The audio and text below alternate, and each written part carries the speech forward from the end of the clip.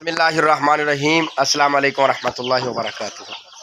आप देख रहे हैं मेरा यूट्यूब चैनल कारी यकूब साबर ऑफिशियल। मैं हूं आपका भाई कारी यकूब साबर। आज आप भाइयों से एक दो मशवरे लेने हैं। वो मशवरे ये है कि ये हमारे पास मग है। ये मग है और ये इनके बच्चे हैं। तो आप भाई मुझे मशवरा दें, इसके ये जो बच्चे हैं ये कैसे तैयार होते हैं, क्योंकि हमने बड़ी कोशिश की है कि ये बच्चे इसके तैयार हो जाएं, लेकिन ये नहीं हो रहे। ये मर जाते हैं। 5-6 दिन के होते हैं तो ये मर जाते हैं। अभी 3-4 दिन गुजरे हैं, अब 5 दिन के ये बच्चे हैं। ये जो छोटे छोटे आपको नज़र आ रहे हैं, माशाल्लाह कितने प्यारे हैं। तो ये जो है ना जी,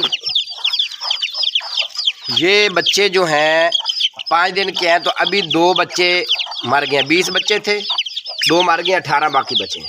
अब ये देखें, ये भी बैठ गया बेचारा। तो आप भाइयों से जो तजर्बाकार हैं उनसे ये मशवरा ले रहा हूँ, पूछ रहा हूँ कि कौन सी इनको खुराक देनी चाहिए, कौन सी इनको खुराक देनी चाहिए, कौन से इनको दवाई मेडिसन वगैरह देनी चाहिए कि ये बच्चे बच जाएं। ये देखें, ये इन बच्चों का बाप है जो बहुत बड़ा है। ये देखें,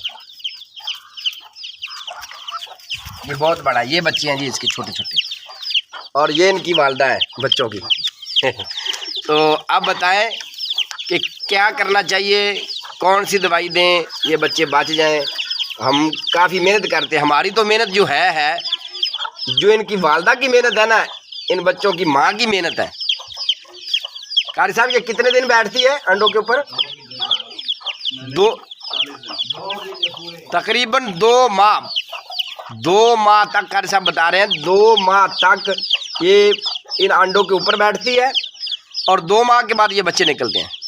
तो जब ये मर जाते हैं ना तो यकीनन बड़ा दुख होता है। आप भाई मशवरा दें कि इनका क्या करें।